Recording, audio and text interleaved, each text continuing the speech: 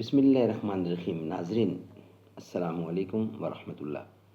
سیرت النبی کی کتاب ہے اور وی لاگ نمبر ہے 367 اور آج پہلی قسط ہے، صفحہ نمبر ہے 391 391 اور سب ہیڈنگ ہے اس غزوے پر قرآن کا تبصرہ۔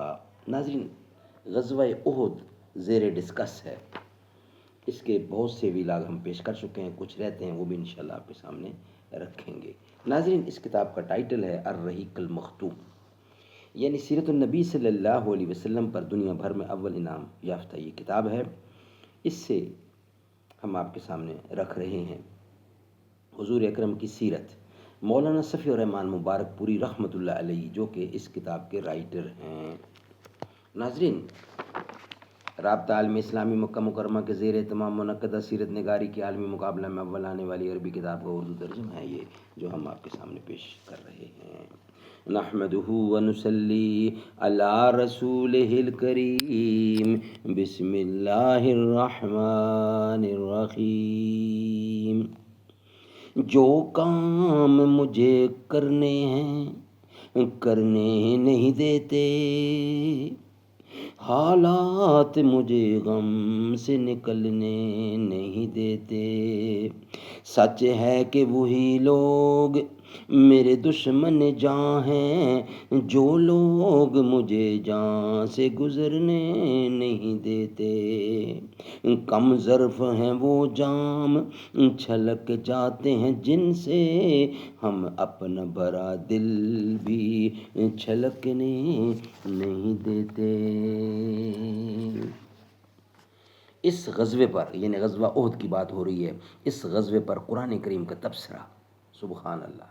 بعد میں قرآن مجید نازل ہوا تو اس میں اس معرکہ کے ایک ایک مرحلے پر روشنی ڈالی گئی اور تبصرہ کرتے ہوئے ان اسباب کی نشاندہی کی گئی جن کے نتیجے میں مسلمانوں کو اس عظیم خسارے سے دوچار ہونا پڑا تھا، اور بتلایا گیا کہ اس طرح کے فیصلہ کن مواقع پر اہل ایمان اور یہ امت جسے دوسروں کے مقابل خیر امت ہونے کا امتیاز حاصل ہے، جن اونچے اور اہم مقاصد کے حصول کے لیے وجود میں لائی گئی ہے، ان کے لحاظ سے ابھی اہل ایمان کے مختلف گروہوں میں کیا کیا کمزوریاں رہ گئی ہیں۔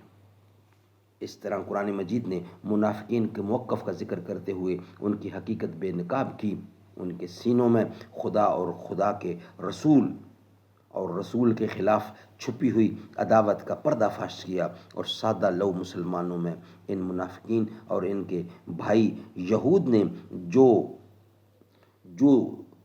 وسوسے پھیلا رکھے تھے ان کا ازالہ فرمایا، اور ان قابل ستائش حکمتوں اور مقاصد کی طرف اشارہ فرمایا جو اس معرکے کا حاصل تھیں۔ اس معرکے کے متعلق سورہ آل عمران کی 60 آیتیں نازل ہوئیں۔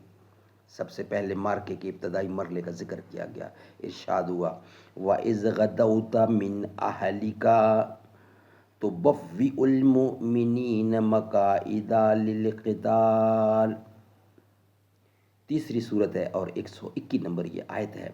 یاد کرو جب تم اپنے گھر سے نکل کر میدان احد میں گئے اور وہاں مومنین کو قتال کے لیے جا بجا مقرر کر رہے تھے، سبحان اللہ۔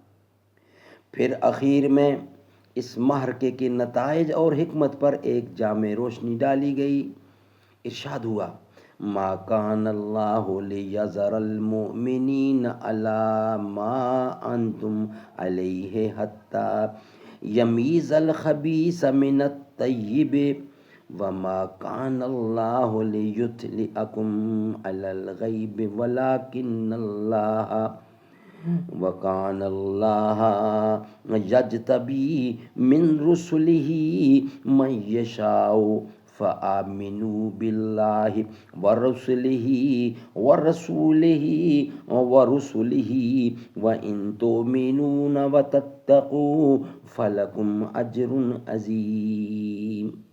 تیسری سورت کی 179 یہ آیت ہے۔ ترجمہ: ایسا نہیں ہو سکتا کہ اللہ مومنین کو اس حالت پر چھوڑ دے جس پر تم لوگ ہو، یہاں تک کہ خبیث کو پاکیزہ سے الگ کر دے، اور ایسا نہیں ہو سکتا کہ اللہ تمہیں غیب پر مطلع کرے، لیکن وہ اپنے پیغمبروں میں سے جسے چاہتا ہے منتخب کر لیتا ہے۔ پس اللہ اور اس کے رسول پر ایمان لاؤ، اور اگر تم ایمان لائے اور تقوی اختیار کیا تو تمہارے لیے بڑا اجر ہے۔ سبحان اللہ، سبحان اللہ، سبحان اللہ۔ ناظرین، اس کے بعد نیکسٹ ہیڈنگ ہے غزوے میں کار فرما خدائی مقاصد اور حکمتیں۔ یہ انشاءاللہ ہم آپ کے سامنے نیکسٹ ویلاگ کی صورت میں رکھیں گے۔ یہ ویلاگ ہمارا یہاں ہی مکمل ہوتا ہے، یعنی کہ ویلاگ اس غزوے پر قرآن کا تبصرہ وہ ہم آپ کے سامنے رکھ رہے تھے۔ نیکسٹ غزوے میں کار فرمائی، یعنی کار فرما خدائی مقاصد اور حکمتیں، یہ ہم انشاءاللہ آپ کے سامنے رکھیں گے نیکسٹ ویلاگ کی صورت میں۔ دنیا میں بہت لوگ ہیں احترام کے لائق، میں سبھی کو مانتا ہوں مگر مصطفیٰ کے بعد۔ صدیق اکبر کی ہے تو بیٹی، صدیق اکبر کی تو ہے بیٹی، رسول اکبر ہیں تیرے شوہر۔ اے امی عائشہ تیرے مقدر قطع قیامت نہ کوئی ہمسر۔ اے امی عائشہ تیرے مقدر قطع قیامت نہ کوئی ہمسر۔ نبی کے گھر کی ہو تم بھی زینت، نبی بھی ہیں تیرے گھر کی زینت۔ وہ پاک دامن تو پاک دامن، وہ تیری عظمت تو ان کی عظمت۔ کو لاکھوں تجھ پر سلام عائشہ، وہی کا مرکز تھا تیرا بستر۔ صدیق اکبر کی ہے تو بیٹی، رسول انور ہیں تیرے شوہر۔ اے امی عائشہ تیرے مقدر قطع قیامت نہ کوئی ہمسر۔